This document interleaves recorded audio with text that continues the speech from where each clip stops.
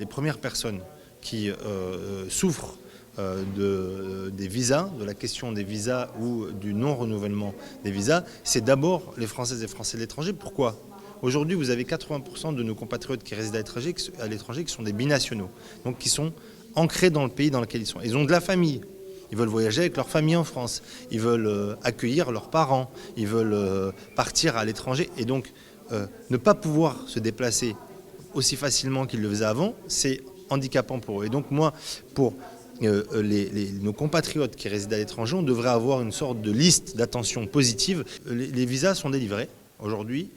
Par contre, il y a beaucoup moins de tolérance qu'avant. C'est-à-dire qu'avant, un dossier incomplet, un dossier un peu plus, disons, moins fait, disons, dans les normes, aujourd'hui, il y a un refus systématique. C'est-à-dire que quand on dépose son visa, si on est dans une situation un peu à la limite, ou qu'on ne dépose pas bien, ou qu'on fait juste une réservation d'hôtel, ou qu'on fait quelque chose de simple pour avoir le visa, avant c'était donné systématiquement, aujourd'hui c'est refusé. Mais par contre, quelqu'un qui dépose clairement son visa, qui a vraiment un but, qui a vraiment...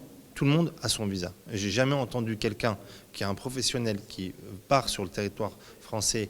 Donc on a un peu, disons clairement, resserré la vis pour faire du chiffre. Mais quand on redépose et qu'on redépose correctement, etc., normalement on obtient son visa. La manière dont c'est déposé n'est pas conforme. Quand on dit qu'on va dormir chez quelqu'un, on ne fait pas de réservation d'hôtel et après qu'on annule. Ça, c'est vérifiable et toutes les personnes qui font ça ont des refus. Alors qu'avant, c'était autorisé. On disait « Ah, c'est pas grave, il a fait une réservation ». Vous voyez ce que je veux dire? C'est que là, on a resserré la vis. Mais avant, c'était toléré.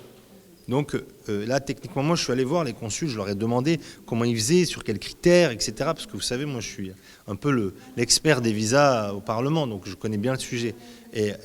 Donc moi, je dis à mes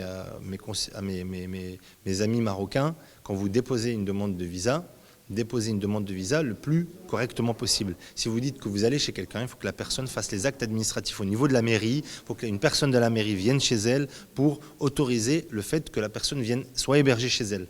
Et ce n'est pas une lettre qui dit je vais l'héberger à la maison. Avant, c'était toléré ça. Maintenant, c'est plus toléré. Parce que c'est la loi. Et donc là, les consulats appliquent strictement la loi pour justifier du refus. Mais il ne peut pas y avoir de refus si le dossier est propre, est bon, est bien déposé. Par contre, et c'est là où c'est un petit peu pour le coup gênant, c'est qu'avant on donnait 4 ans très facilement, maintenant on ne donne plus 4 ans. Maintenant on va donner 1 an, on va donner 6 mois. Parfois même on va donner 1 mois parce que la personne voyage 1 mois. Donc on va lui donner la période de son déplacement.